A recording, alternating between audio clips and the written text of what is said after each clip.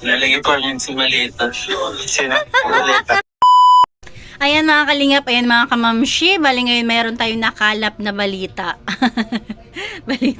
Balitang balita kay Kalingap JJ. And shout out sa ating mga viewers. At syempre shout out sa ating ama ng Kalingap, Kuya Bal Santos Matubang, at Edna Vlogs at Kalingap Rab. Ayan, support natin yung kanilang mga channel.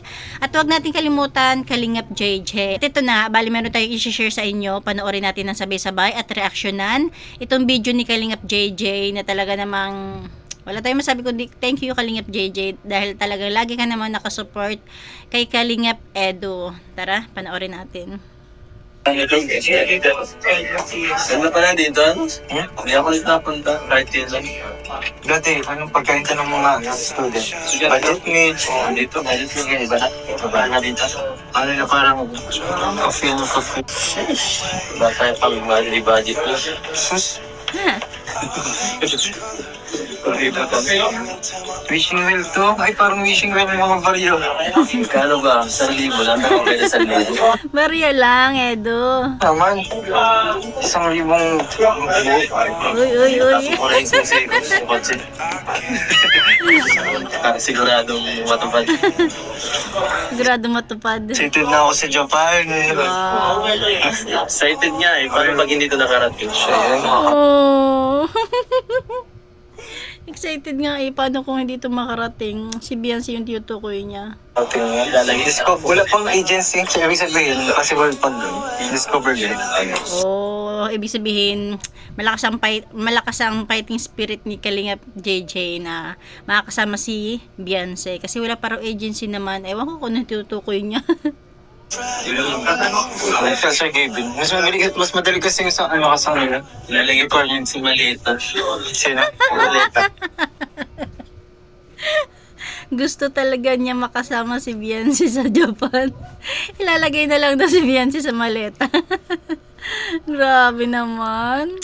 Siguro ibig sabihin ng ating Edo kapag mag-isa lang siya, iniisip niya talaga na saan makasama si Beyonce. Ayaw sa mga challenge. Lalagay ko sa Malita para. Skip naman kasi kasya ka din. Nakagalan ka. Wala kayong Malita ko. Kala mo lang. Wala kayong kasi ilang tao. Malaki ang maleta ni Edo.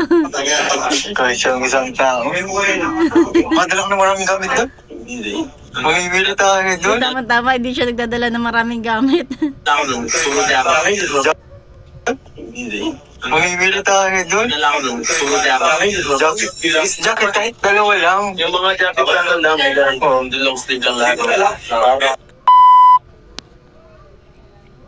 Ayan, kaya nung unang-unang punta kasi nila Kalingap Rab kasama si Edo sa ibang bansa, ang daming dala ni Kalingap Edo na damit. Kaya nung mga sumunod na, natuto na siya, dapat pala konti lang dahil bago sila, o pag uwi man lang nila galing sa dun sa bansang yun, ang dami na nilang dala dahil ayun, namili na sila, tapos may mga bigay ng mga supporters, di ba? Kaya ang ating Edo, ang dadalhin lang daw niya is yung mga long sleeve o mga panglamig.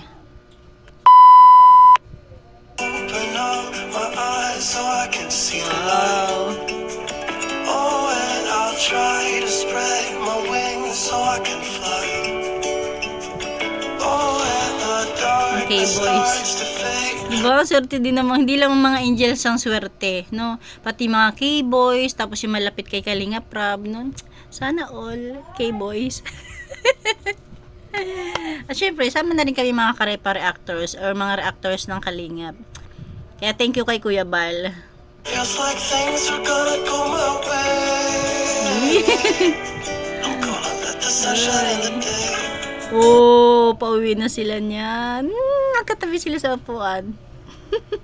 Papa Eds. Uy. Diba? Mas komportable si Beyonce kapag si Papa Eds ang katabi niya. Pansin nyo ba kapag ibang pag mga K-boys, medyo siya, ilag. Kasi syempre nakakahiya nga naman talaga. Pero pag si Papa Eds, medyo talaga siya, close na. Feel at or komportable na.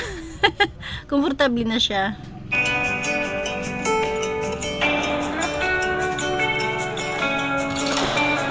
Ayan lang mga kamamshi, ayan lang mga kalingap, yan ating kunting share. Nakakatuwa dahil lang Edo.